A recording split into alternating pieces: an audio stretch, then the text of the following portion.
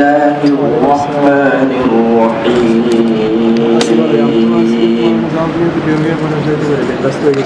الحمد لله رب العالمين الرحمن الرحيم مالك يوم الدين إياك نعبد وإياك نستعين اهدنا الصراط المستقيم صراط الذين أنعمت عليهم غير المغضوب عليهم ولا الضالين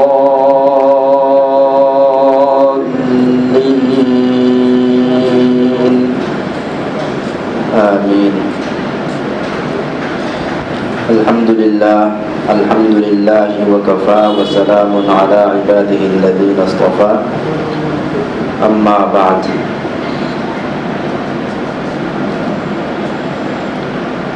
দর্সের শুরুতে আমরা সূরাতুল ফাতিহা পুরোটা তেলাওয়াত করেছি।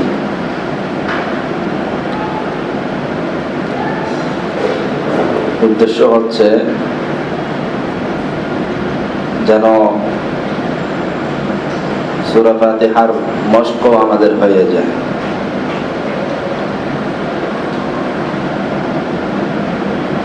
কিন্তু আমরা আজকে সূরা ফাতিহার পুরা তাফসীর জেনে ফেলব, উদ্দেশ্য এমনটা নয়।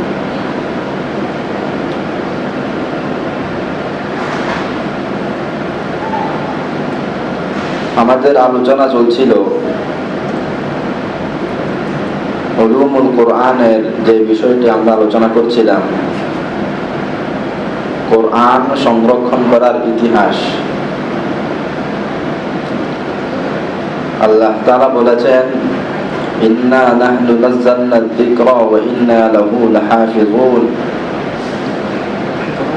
এই কোরআন আমি নাযিল করেছি এবং এর সংরক্ষণ আমি করব। লৌহে মাহফুজের কোরআনে কারীম আমাদের এই পৃথিবীতে কিভাবে আসলো সেটার ইতিহাস আমরা সংক্ষিপ্তভাবে শুনেছি। আসার পর আল্লাহ পাক এটাকে কিভাবে হেফাজত করেছেন সেটার ধারাবাহিক আলোচনাও আমরা শুনছি।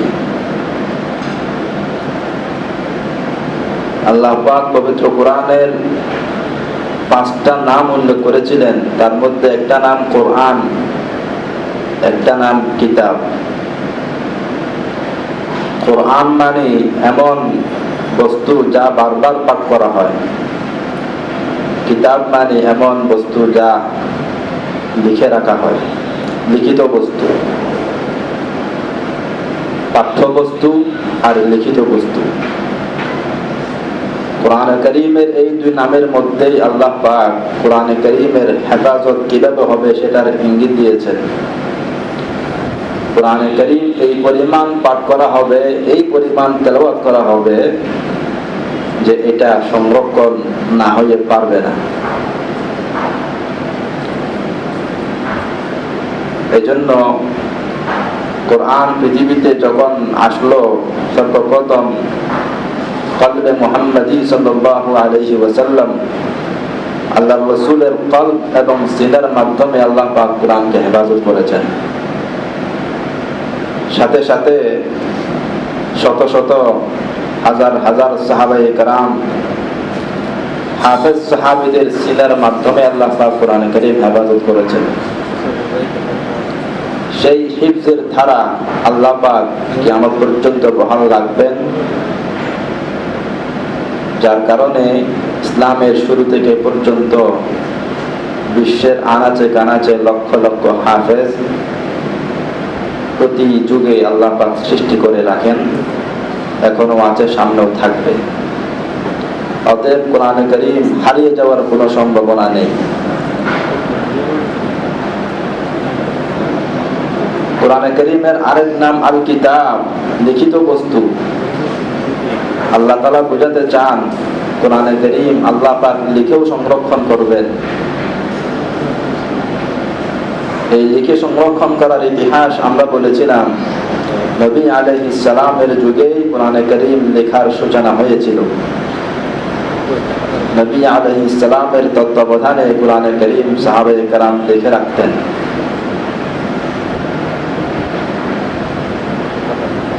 এরপরে হযরত আবু বকর সিদ্দিক রাদিয়াল্লাহু তাআলা আনহুর জামানায় এসে রাষ্ট্রীয় উদ্যোগে কোরআনে কারীমকে আবার লিখিত আকারে সংকলন করার উদ্যোগ নেওয়া হয়। সেটার ইতিহাসও আমরা গত দর্শে শুনেছি। পরবর্তীতে হযরত ওসমান গনি রাদিয়াল্লাহু তাআলা আনহুর আমলে এসে আবার লিখিত আকারে কোরআনে কারীমের কপি সংরক্ষণ করার উদ্যোগ নেওয়া হয়। আমরা যারা হিফজখানা সম্পর্কে ধারণা রাখি তারা নিশ্চয় জানি একজন হিফজের ছাত্র একটা পৃষ্ঠা সর্বপ্রথম সে সবক শোনায়, এক আয়াত দুই আয়াত করে করে মুখস্থ করে প্রথম কাজ সবক শোনানো। এরপর আবার 7 সবক শোনানো হয়, অর্থাৎ পিছনের 7 দিনের সবক একসাথে শোনাবে। এরপর আমখতা শোনানো হয়। আমখতা বলতে কোন ছাত্রের 2 পারা 3 পারা 4 পারা 5 পারা 10 পারা হেফজ হয়ে গেছে, তাহলে সে প্রতিদিন 1 পারা করে 2 পারা করে পিছনের এই পারাগুলো সে শোনাতে থাকবে। এভাবে একজন ছাত্র হাফেজ হয়। আল্লাহ পাকও নবী আলাইহিস সালাতু ওয়াস সালামের যুগে লিখিত আকারে কোরআন সংরক্ষণ করার কাজটা সবক আকারে নিয়েছিলেন। পরবর্তীতে হযরত আবু বকর সিদ্দিক রাদিয়াল্লাহু তাআলা আনহুর জামানায় এসে সেটা 7 সবক ব্যবস্থা করা হয়। এরপর ওসমান গনি রাদিয়াল্লাহু তাআলা আনহুর আমলে এসে সেটার আমখতার ব্যবস্থা করা হয়। ইসলামের এই সূচনা লগ্নে কোরআনে কারীমকে এমনভাবে আল্লাহ পাক হেফাজত করার এক বিস্ময়কর ব্যবস্থা করে দিয়েছিলেন, যার কারণে কোরআনে কারীমের মধ্যে আর কোনো ধরনের বিকৃতি, পরিবর্তন, সংযোজন বিয়োজন ঘটার কোনো সম্ভাবনা আর বাকি থাকেনি।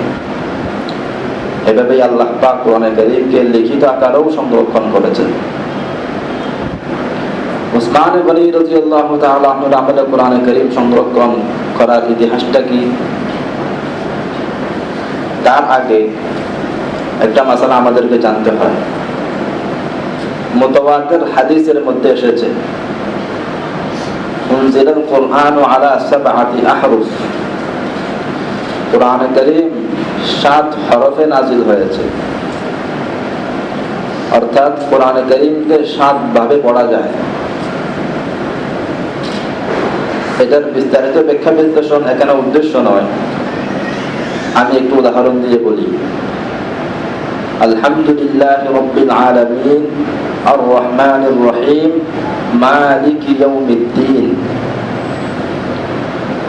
আমরা মালিকি ইয়াউমিদ্দিন এভাবে পড়ে থাকি, কিন্তু এই আয়াতকে মালিকি ইয়াউমিদ্দিন টান ছাড়া এভাবেও পড়া যায়। إياك نعبد وإياك نستعين اهدنا الصراط المستقيم। الصراط صاد দিয়ে, আবার এটাকে সিন দিয়েও পড়া যায়, ইহদিনাস সিরাতাল মুস্তাকিম এভাবেও পড়া যায়।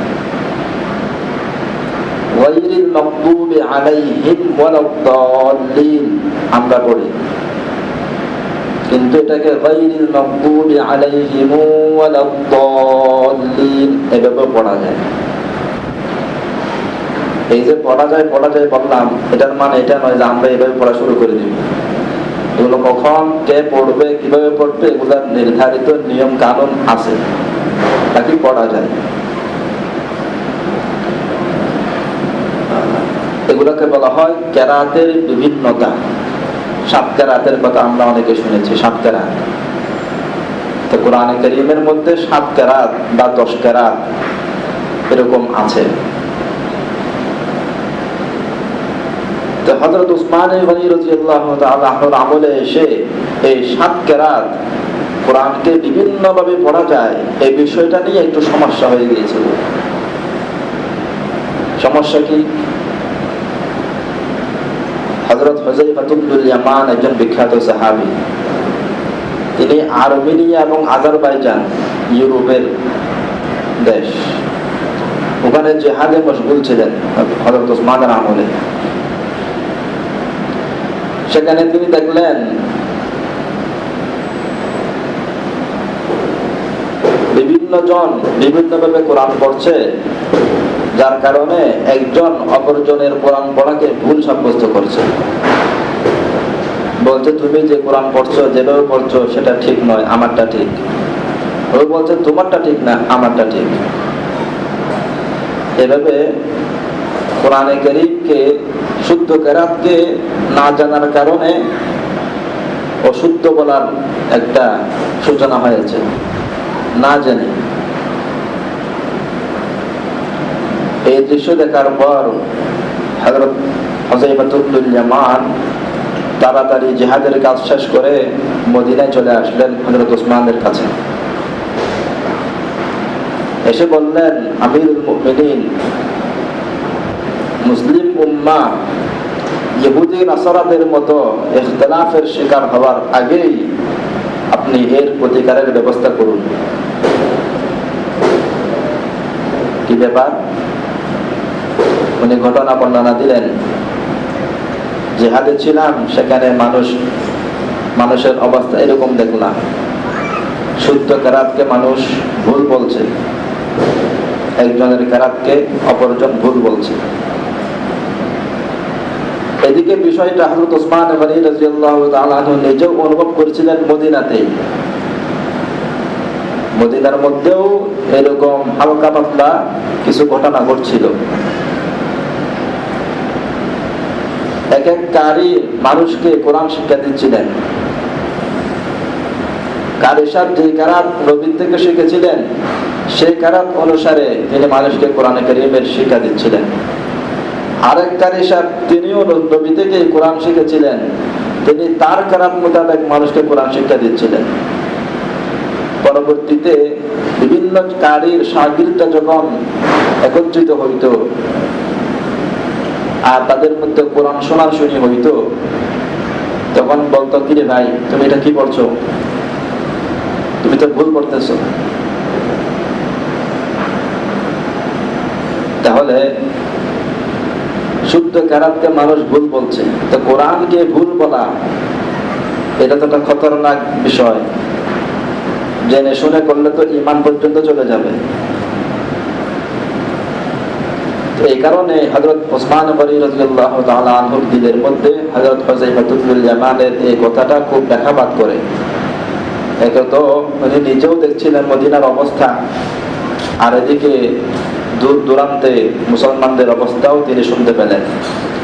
এরপরে তিনি সাহাবীদেরকে পরামর্শে ডাকলেন। পরামর্শে ডাকার পর বিষয়টা তাদের কাছে উত্থাপন করলেন। সাহাবায়ে কেরাম বললেন, তাহলে এখন কি করা যায়, আপনার কি মতামত? হযরত উসমান বললেন, আমার মতামত হলো, আমি সমস্ত মুসলিম জাতিকে এক মুসহাফের উপর একত্রিত করতে চাই। আমরা এমন একটা কোরআনে কারীমের কপি তৈরি করব, যে কপিকে অনুসরণ করা সবার জন্য বাধ্যতামূলক হবে। এর মাধ্যমে মানুষ কেরাতের বিভিন্নতার কারণে যে সমস্যার সম্মুখীন হচ্ছিল, এর থেকে তারা পরিত্রাণ পাবে। অর্থাৎ আমরা এমন একটা মুসহাফ বানাবো, সেই মুসহাফের মধ্যেই যা লেখা থাকবে, যে কয় কেরাত থাকবে শুদ্ধ কেরাত, এই কেরাতগুলি তো সহি হবে, অশুদ্ধ কেরাতগুলো আমরা সেখানে লিখবো না। এই হিসেবে প্রত্যেক ব্যক্তি নির্বাচন করতে পারবে, যাচাই করতে পারবে যে আমার কেরাত ঠিক না বেঠিক। ওই মুসাফের সাথে মিলাইলেই সে বুঝতে পারবে।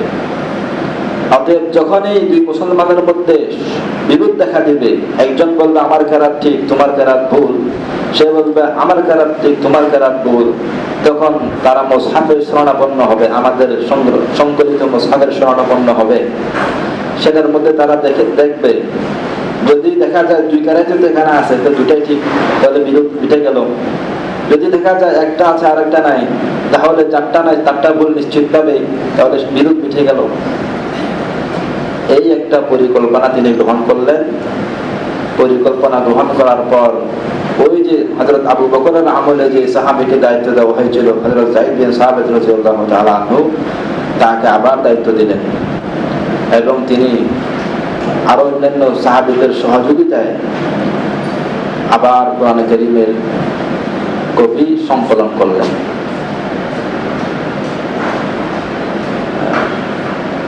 তাহলে পার্থক্যটা কি হইল? কাজটা কি করলেন ওনারা? আল্লাহ রাসূলের যুগে কোরআন কারীম লিখিত ছিল, কিন্তু আয়াতের তরতিব ঠিক ছিল না, সূরার তরতিব তো ছিলই না। পুরোটাই লিখিত ছিল, কিন্তু একজন গায়রে হাফেজ ব্যক্তি জানতে পারবে না কোন সূরার পরে কোন সূরা পড়তে হয়। দুইটা পৃষ্ঠা আছে সূরা বাকারার, কোন পৃষ্ঠা আগের কোন পৃষ্ঠা পরে সেটা তার জানার কোনো সুযোগ ছিল না। যারা হাফেজ তারা তো মুখস্থ জানে। তো হযরত আবু বকরের আমলে এসে আয়াতের তরতিব ঠিক করা হয়, অর্থাৎ এক সূরার মধ্যে যত আয়াত আছে সবগুলোকে একদম তরতিব আকারে 1 2 3 4 5 এভাবে শেষ পর্যন্ত তরতিব আকারে লেখা হয়। কিন্তু সূরার তরতিব ঠিক ছিল না, যেহেতু প্রত্যেকটা সূরা আলাদা আলাদা কিতাবে ছিল। এখন কোনটা 1 নম্বর সূরা, কোনটা 2 নম্বর সূরা, কোনটা 3 নম্বর সূরা, এটা আমি কিভাবে জানবো? হযরত ওসমান গনি এসে এটাও ঠিক করলেন, সূরার তরতিব উনি ঠিক করে দিলেন। ঠিক করে দিলেন বলতে উনি কি নিজের থেকে করলেন? রাসূল থেকে সাহাবায়ে কেরাম যেভাবে মুখস্থ শিখছেন ওইভাবে কিতাবের মধ্যে লিখলেন, নতুন করে নিজের থেকে কিছু লেখেন নাই। 2 নম্বর কাজ যেটা ওনারা করলেন, আল্লাহ রাসূলের যুগে মানসুখ আয়াতগুলো সাহাবায়ে কেরামের কপিতে লেখা ছিল। কিছু আয়াত আছে যেগুলা রহিত হয়ে গেছে, আল্লাহ তাআলা রব্বির আমলে সেগুলাকে নিয়ে গেছেন, এগুলা কার কুরআন হিসেবে পাঠ করা হবে না। কিন্তু সাহাবায়ে কেরাম তো সেই নাযিলকৃত আয়াতগুলো তাদের কপিতে লিখে ফেলেছিলেন, পরবর্তীতে সেগুলো নিয়ে যাওয়া হয়েছে, কিন্তু এখন তো লেখা রয়ে গেছে। এই মানসুখ আয়াতগুলো সাহাবীদের কপিতে লেখা ছিল, হযরত আবু বকর এসে এগুলোকে বাদ দিলেন, হযরত ওসমান তো অবশ্যই বাদ দিলেন।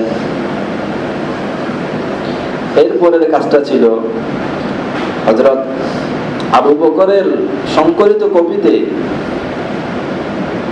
মুতাওয়াতির কিরাত এবং মুতাওয়াতির যেগুলো কিরাত নয় সবগুলাই ছিল। কিরাতের বিভিন্ন প্রকার আছে, এটা একটা দীর্ঘ আলোচনা। হযরত ওসমান গনি রাদিয়াল্লাহু তাআলা আনহু এসে শুধুমাত্র যেগুলো মুতাওয়াতির কিরাত, যেগুলোকে আসলে কুরআন হিসেবে পাঠ করা যায়, সেগুলোই শুধুমাত্র সেখানে সংকলন করলেন। এভাবেই কোরআন কারীম এর সংকলন 3 ধাপে আল্লাহ পাক সংকলন করে মুসলিম উম্মাহকে দেখিয়ে দিলেন। হযরত ওসমান গনি রাদিয়াল্লাহু তাআলা আনহু এই তরতিবে কোরআন কারীমের 7টা কপি তৈরি করলেন। একটা কপি তিনি মদিনাতে রাখলেন, আর একটা কপি মক্কাতে পাঠালেন, আর একটা ইয়ামানে পাঠালেন, আর একটা শামে পাঠাইলেন, আর একটা বসরাতে পাঠাইলেন, আর একটা কুফাতে পাঠাইলেন। এভাবে 7 কপি মুসলিম বিশ্বের 7 জায়গাতে পাঠিয়ে দিলেন এবং প্রত্যেক কপির সাথে এক একজন জবরদস্ত কারিও পাঠাইলেন। তো কারি এবং মুসহাফের সাহায্যে মুসলমানরা কোরআন কারীমের সহিহ কিরাত শিখতে পারবে এবং কোরআন কারীমের বিশুদ্ধ তেলাওয়াত শিখতে পারবে। এরপরে তো ক্রমান্বয়ে মুসলমানরা নিজস্ব উদ্যোগে, রাষ্ট্রীয় উদ্যোগে কোরআন কারীমের অসংখ্য কবি নিজেরা তৈরি করলেন। অতএব এখন আর কোরআন কারীম হারিয়ে যাওয়ার, বিকৃত হয়ে যাওয়ার কোনো সম্ভাবনা নেই। কোরআন কারীম আল্লাহ পাক সংরক্ষণ করবেন বলে ওয়াদা দিয়েছেন।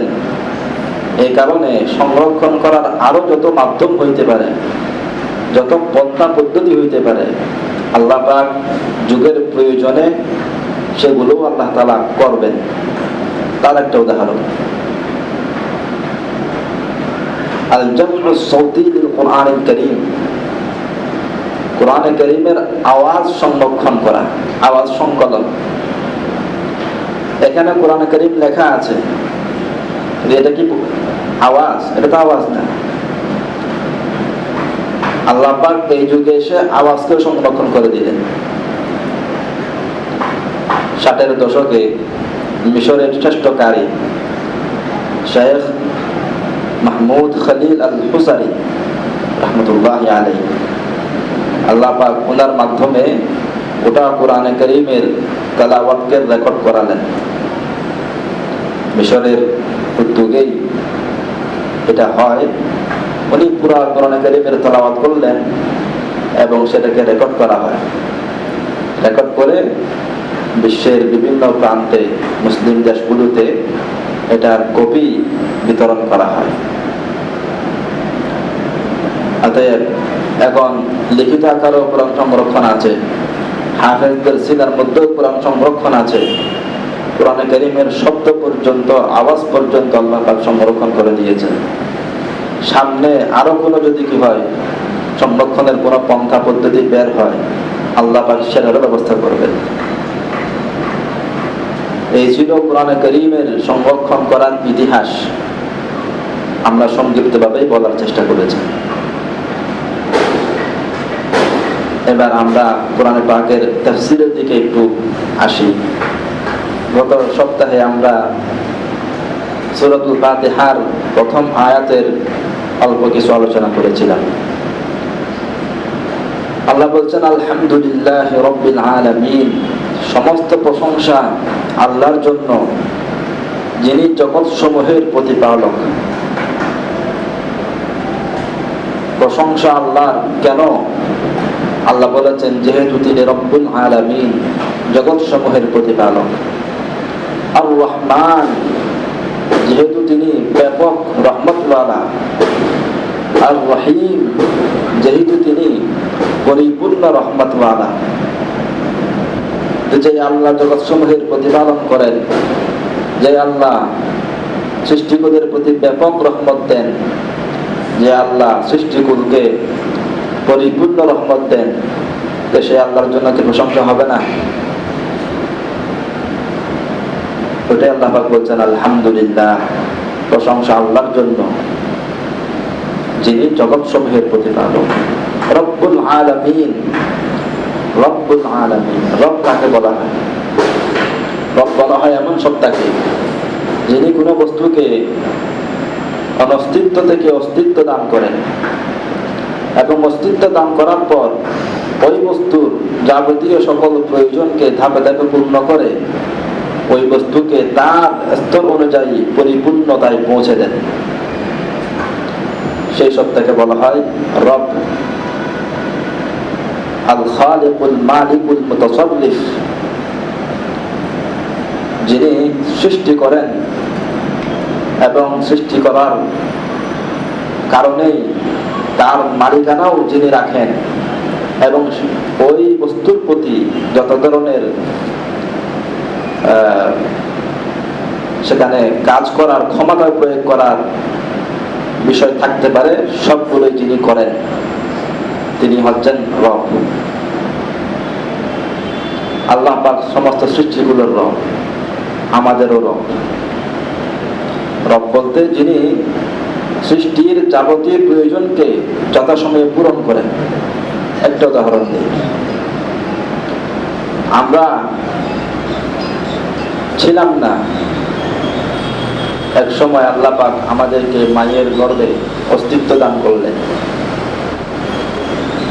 আমাদেরকে সৃষ্টি করলেন, এটাই হচ্ছে প্রথম সৃষ্টি। এরপর মায়ের পেট থেকে আল্লাহ পাক আমাদেরকে বের করলেন। বের করার পর আল্লাহ পাক মায়ের বুকের মধ্যে দুধ দিয়ে দিলেন, যেটা আমার প্রবৃদ্ধির জন্য, সুস্থতার জন্য প্রয়োজন হবে। এখানে আল্লাহ পাকের প্রতিপালন ব্যবস্থার কারিশমাটা দেখেন। ছেলে সন্তান আর মেয়ে সন্তান দুইজনের খাদ্য হজম করার ক্ষমতার মধ্যে ব্যবধান আছে। ছেলে সন্তানের হজম করার শক্তিটা মজবুত, কন্যা সন্তানেরটা দুর্বল। এজন্য সন্তান জন্ম লাভ করার পর, সন্তান যদি ছেলে সন্তান হয়, আল্লাহ পাক মায়ের বুকের দুধের মধ্যে ডবল ফ্যাট দান করেন। যেহেতু ছেলের হজম শক্তি মজবুত, স্ট্রং। যদি কন্যা সন্তান হয়, আল্লাহ পাক সিঙ্গেল ফ্যাট দান করেন, যেহেতু ডাক্তার দুর্বল। এরকম হবে না যে ছেলেটা মেয়েকে দিয়ে দিলেন, মেয়েটা ছেলেকে দিয়ে দিলেন। যেহেতু তিনি রব, এই জন্য এখানে পরিবর্তন হবে না। যার জন্য যেটা প্রয়োজন আল্লাহ পাক সেটাই ব্যবস্থা করবেন। রব্বুল আলামিন, এভাবে প্রত্যেকটা বস্তুর তিনি রব। আলাম এক বচন, বহু বচন আলামিন। আলাম মানে জগৎ, আলামিন মানে জগৎ সমূহ। জগৎ বলতে কি বোঝায়? আরবিতে আলাম শব্দের অর্থ হচ্ছে মা ইউলামু বিহি শাই, যার মাধ্যমে কোনো বস্তুকে চেনা যায়, জানা যায়। এই পৃথিবীকে, এই বিশ্ব জগৎকে, এই মহাবিশ্বকে আলাম বলা হয়, আলামিন বলা হয়। কেন? যেহেতু এই বিশ্ব জগতের মাধ্যমে, এই বিশ্ব জগতের প্রতিটা বস্তুর মাধ্যমে, প্রতিটা ধূলিকণার মাধ্যমে এই বিশ্ব জগতের স্রষ্টার পরিচয় লাভ করা যায়, স্রষ্টাকে চেনা যায়। সৃষ্টির যে কোনো বস্তুকে নিয়ে গবেষণা করলে স্রষ্টার সন্ধান পাওয়া যায়। এই জন্য সৃষ্টি জগৎকে আলাম বলা হয়, আলামিন বলা হয়। আমরা মনে করছি যে পূর্ব থেকে পশ্চিম পর্যন্ত এটাই বুঝি পৃথিবী, এটাই বুঝি আলাম, জগৎ। এর বাইরে আরো কোটি কোটি গুণ বেশি জগৎ রয়ে গেছে। এই যে সমুদ্রের নিচে বিশাল জগৎ।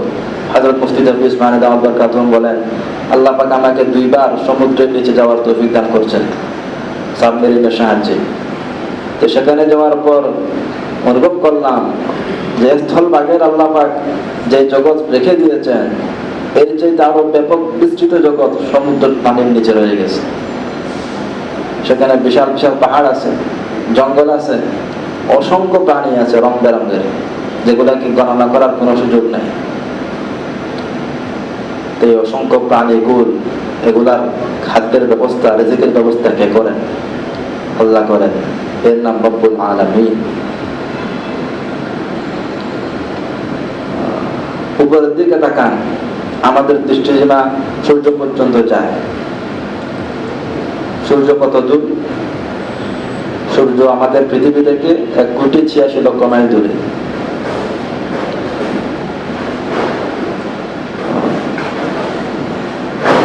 এই যে উপরে আকাশ, এই আকাশের শেষ সীমা কোন জায়গায়, এটার ব্যাপ্তি কতটুকু? বিজ্ঞানীরা বলেন যে এটা গণনা করার, আমাদের কাছে গণনা করার সর্বশেষ সংখ্যা কত? কোটি। এখন এটাকে আর কোটি দিয়ে গণনা করার সুযোগ নেই। তো তারা গণনার একটা নতুন পদ্ধতি আবিষ্কার করছে, যেটার নাম আলোকবর্ষ, লাইট ইয়ার। উর্দুতে বলা হয় সোহাই সাল বা নুরি সাল। আলোকবর্ষ এটা কি জিনিস? আলোকবর্ষ হচ্ছে সূর্য আমাদের থেকে 1,86,00,000 মাইল দূরে। এই 1,86,00,000 মাইল দূর থেকে আমাদের এই পৃথিবীতে সূর্যের আলো পৌঁছতে সময় লাগে 8 সেকেন্ড। আলোর গতি, এরকম গতি সম্পন্ন আলো পুরা 1 বছর যদি চলে, যেই দূরত্বে পৌঁছতে পারবে এই দূরত্বকে বলা হয় 1 আলোকবর্ষ। 1,86,00,000 মাইল দূর থেকে 8 সেকেন্ডে আমাদের এখানে আলো পৌঁছে। এই গতি নিয়ে 1টা বছর টানা যদি আলো চলতে থাকে, যেই দূরত্বে গিয়ে পৌঁছবে এই পরিমাণ দূরত্বকে বলা হয় 1 আলোকবর্ষ। বর্ষ মানে বছর, আর আলোর 1টা বছর, আলোর গতির 1 বছর আলোকবর্ষ। তো বিজ্ঞানীরা বলছেন যে মহাকাশের কত ব্যাপ্তি, এটা পরিমাপ করার কোনো সুযোগ আমাদের কাছে নাই। আমরা দূরবীন লাগিয়ে দেখেছি এরকম লক্ষ আলোকবর্ষ পর্যন্ত মহাকাশের ব্যাপ্তি আছে। এরপর আমাদের আর দূরবীন কাজ করে না, আর দেখা যায় না। তো এবার চিন্তা করে দেখেন আল্লাহ পাকের এই সৃষ্টিকুল কত বিশাল, কত মহান। এই পুরা সৃষ্টিকুলটাই হচ্ছে আলামিন, আর এই আলামিনের রব হচ্ছে আল্লাহ। আলহামদুলিল্লাহ রাব্বিল আলামিন। এই মহা সৃষ্টিকুলের মধ্যে, মহাবিশ্বের মধ্যে যত প্রাণী আছে, যত সৃষ্টিকুল আছে, প্রত্যেকটা প্রাণী আর বস্তুর প্রতিপালন, সৃষ্টি, লালন পালন এবং তাদের যাবতীয় প্রয়োজনকে পূরণের ব্যবস্থা আল্লাহ পাকই করছেন। এই নাম রব্বুল আলামিন। আর রহমানুর রহিম, যিনি ব্যাপক দয়াবান, আর রহমান আর রহিম, আর যিনি পরিপূর্ণ দয়াবান। রহমত শব্দ থেকে রহমান এবং রহিম এই 2 শব্দের উৎপত্তি। উদ্দেশ্য হচ্ছে আল্লাহ পাক দয়াবান। তো শব্দ 2টা কেন বললেন? রহমান এটা মানেও দয়াবান, রহিম এটা মানেও দয়াবান। কি পার্থক্য দুটার মধ্যে? আর রহমান হচ্ছে এমন রহমতওয়ালা যার রহমতটা ব্যাপক, পরিপূর্ণ না, ব্যাপক। আর রহিম বলতে যার রহমতটা ব্যাপক নয়, তবে পরিপূর্ণ। বিষয়টা বোঝার জন্য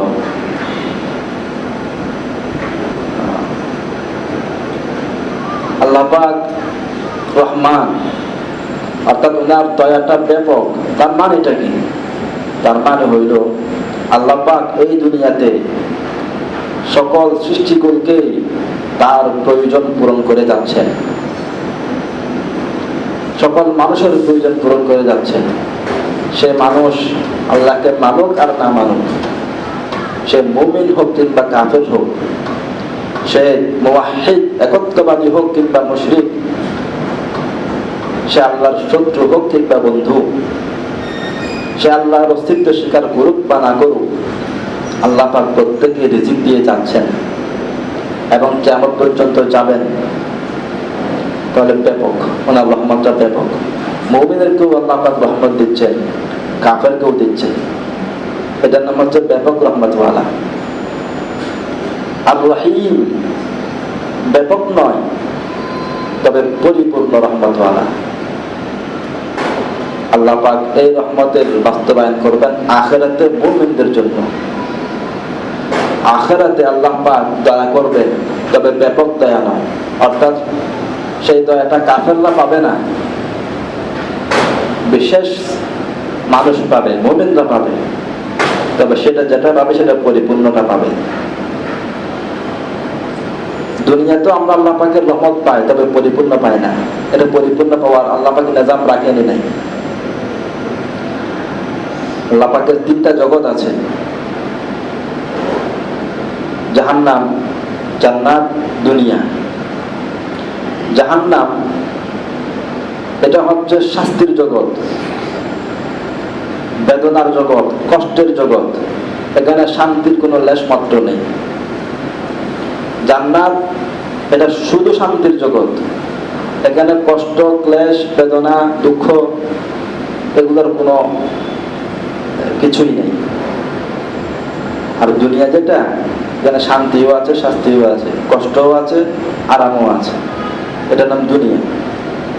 এই জন্য আল্লাহ পাক যে রহমতটাই আমরা আল্লাহ পাকের পক্ষ থেকে ভোগ করি দুনিয়াতে, এটা পরিপূর্ণ হবে না। কথার কথা, আমরা আল্লাহ পাকের দেওয়া নিয়ামত খাবার দাবার খাচ্ছি, এটা আল্লাহ পাকের রহমত আমরা নিচ্ছি, কিন্তু এটা পরিপূর্ণ না। কারণ এটার সাথে একটা দুঃখের সম্ভাবনা আছে। খাবার গ্রহণ করলাম, হতে পারে পেট খারাপ হয়ে গেছে, হতে পারে অসুস্থ হয়ে গেলাম। তাহলে এখানে আমি যে শান্তিটা পাচ্ছি সেটার সাথে অশান্তি হয়ে গিয়েছে, সম্ভাবনা আছে। কিন্তু আখিরাতে যাওয়ার পর মুমিনরা লা খাউফুন আলাইহিম ওয়া লা হুম ইয়াহজানুন, সেখানে কোনো ভয় নেই, কোনো চিন্তা নেই, কোনো টেনশন নেই। এরকম ভয়হীন টেনশনহীন যে রহমত, সেটা আল্লাহ পাক আখিরাতের মধ্যে রেখেছেন মুসলমানদের জন্য, খাঁটি ইমানদারদের জন্য। এই হচ্ছে আর রহমানুর রহিমের ব্যাখ্যা। আল্লাহ পাকের এখানে দুইটা সিফাতের কথা বলা হইল, আর রহমান আর রহিম। এখান থেকে আমাদের শিক্ষা নিতে হবে যে আমরা যেন আল্লাহ পাকের রহমতের ভিখারি হয়েই থাকি। বান্দা হিসেবে আমাদের ভুল ত্রুটি হয়ে যাবে, গুনাহ খাতা হয়ে যাবে, কিন্তু আল্লাহ পাক বলছেন আমার নাম রহমান আর রহিম, অতএব আমার রহমত থেকে নিরাশ হবে না। কুল ইয়া ইবাদিয়াল্লাযীনা আসরাফু আলা আনফুসিহিম লা তাকনাতু মির রাহমাতিল্লাহ। আল্লাহ বলেন, হে আমার সকল বান্দারা, যারা নিজেদের প্রতি সীমা লঙ্ঘন করেছো আমার নাফরমানির মাধ্যমে, লা তাকনাতু মির রাহমাতিল্লাহ, তোমরা আল্লাহ পাকের রহমত থেকে নিরাশ হইও না। ইন্নাল্লাহা ইয়াগফিরুয যুনুবা জামিআ, নিশ্চয় আল্লাহ পাক সকল গুনাহ মাফ করে দেন। ইন্নাহু হুয়াল গফুরুর রহিম, নিশ্চয় তিনি ক্ষমাশীল এবং দয়াবান। অতএব কোরআনে কারীমের প্রথম সূরার শুরুতে আল্লাহ পাক রহমান আর রহিমের উল্লেখ করে বান্দাদেরকে বলেন, তোমরা আমার রহমত থেকে নিজেদের ফায়দা অর্জন করো। সাথে সাথে এই শিক্ষাটাও আমাদেরকে আল্লাহ পাক দিচ্ছেন যে আমি যেভাবে বান্দাদের প্রতি রহমত করি,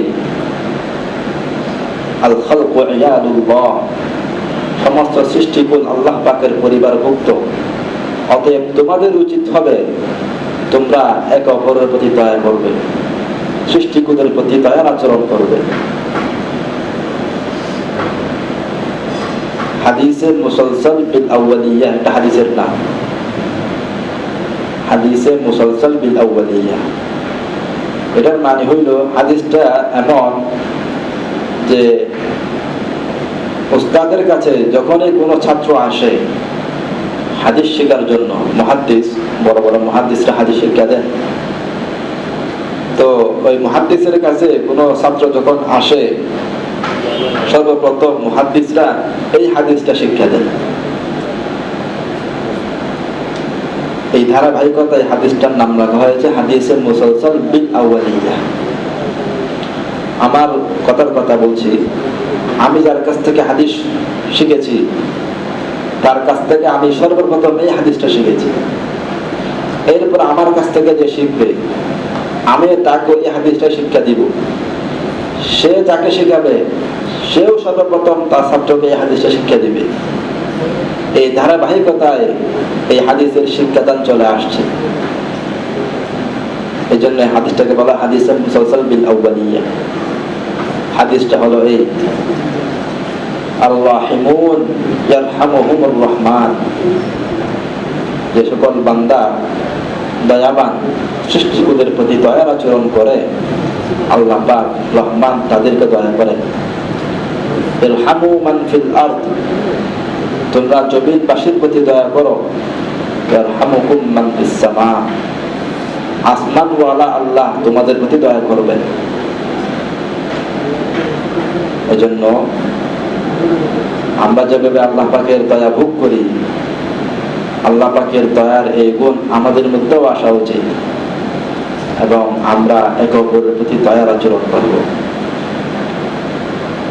আল্লাহ পাক আমাদেরকে বুঝার এবং আমল করার তৌফিক দান করেন। ওয়া আখিরু দাওয়ানা আলহামদুলিল্লাহি রাব্বিল আলামিন। আলহামদুলিল্লাহি রাব্বিল আলামিন। اللهم لك الحمد كما ينبغي لجلال وجهك وعظيم سلطانك. اللهم لا نحصي ثناء عليك أنت كما أثنيت على نفسك.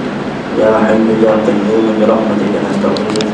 اللهم أصلح لنا شأننا كله ولا تكلنا إلى أنفسنا طرفة عين. يا الله إله العالمين، يا راحم الضعفاء والمكروبين، يا الله من مهربانی کری اللہ مدر زندگی شکر گناہ کے معاف کر دے.